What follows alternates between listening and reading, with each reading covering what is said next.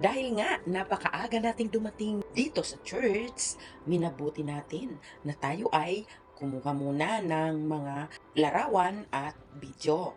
Makikita nyo naman na wala pang tao dahil ako nga ay napakaagang dumating.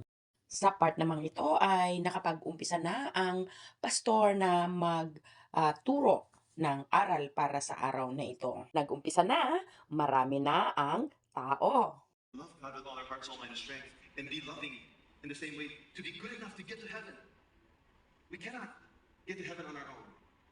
Habang nangangaral o nagtuturo ang ating pastor, ang lahat ay nakikinig ng maigi.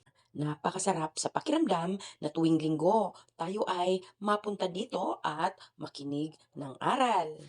Dito naman sa part na ito, tapos na ang service. Kaya kung makikita nyo, wala na ang tao dahil nagpahuli ako na sadya para makuhanan ko ng maayos ang aking paglabas.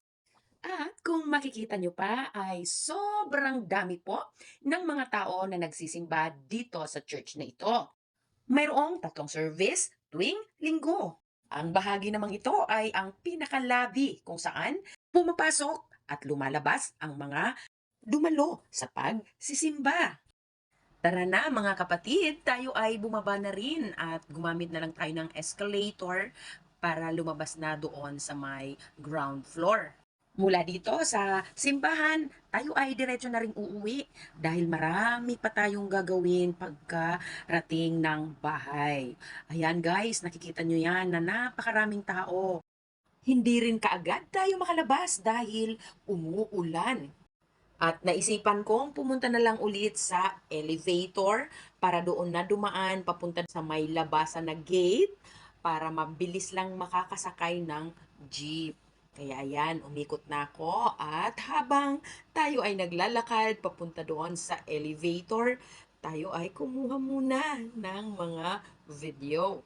Alam niyo po ba na hindi ko sa ulo ang mga daanan dito o lagusan? Lagi ako ditong naliligaw. At ayan, matatanaw nyo mula sa building na ito ay ang labas ng Ortigas Avenue. Maraming salamat po sa inyong lahat sa panunood. Mangyaring ako ay inyong i-follow, mag-like sa video, magkomento, at i-share nyo na rin po.